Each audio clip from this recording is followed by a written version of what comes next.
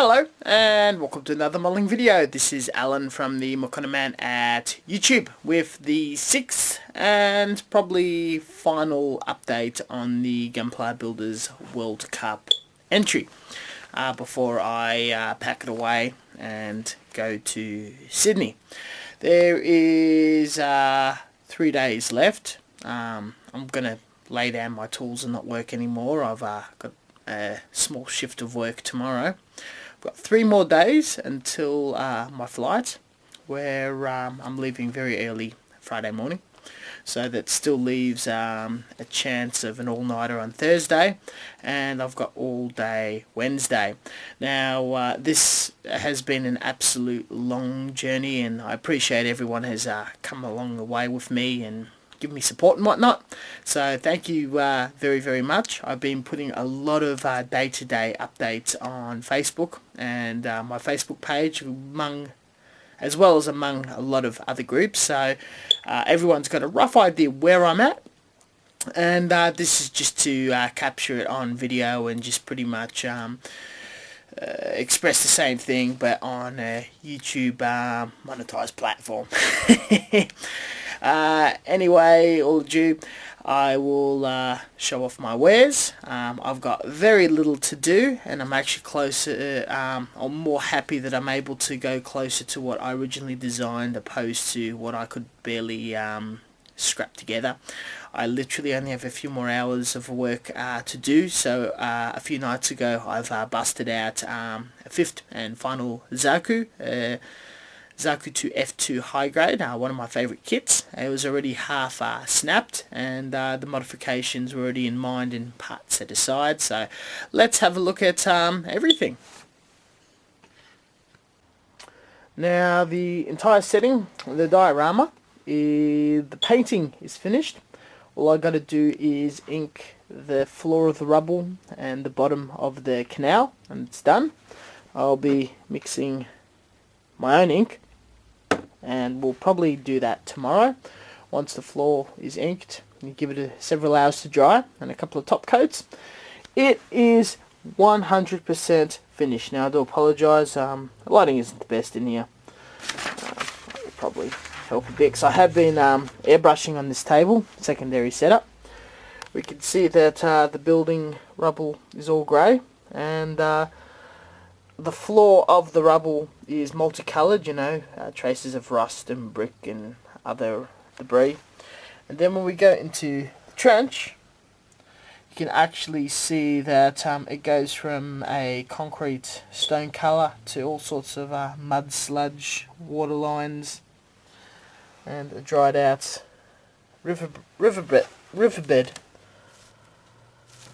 So that took quite a few hours of airbrushing and trying to stick an airbrush in my big hand in that little trench.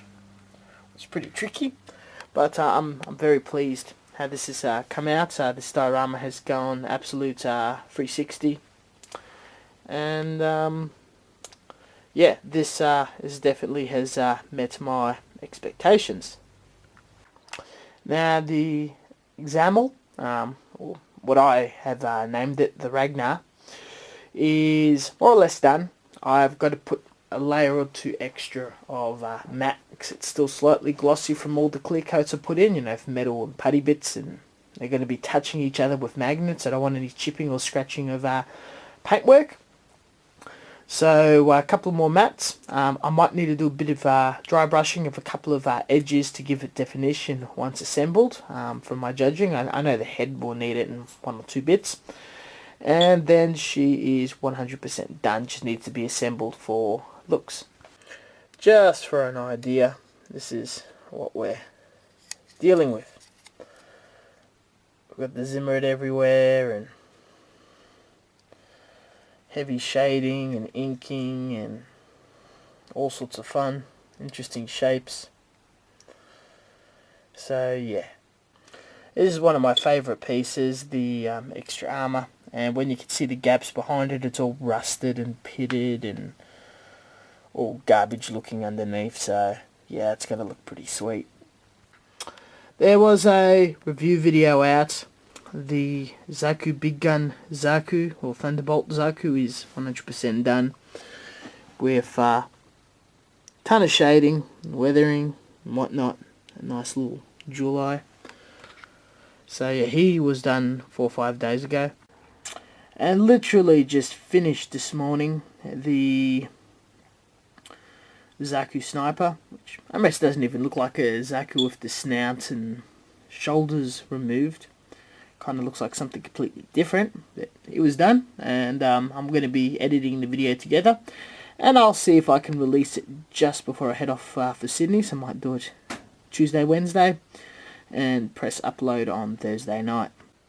And last but not least, the final F2 Zaku. I've just literally primed it 10 minutes ago.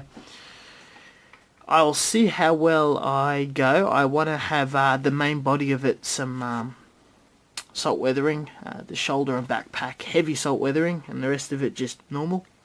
It's not going to be too outlandish or fancy compared to the other ones. It'll probably be a middle Zaku.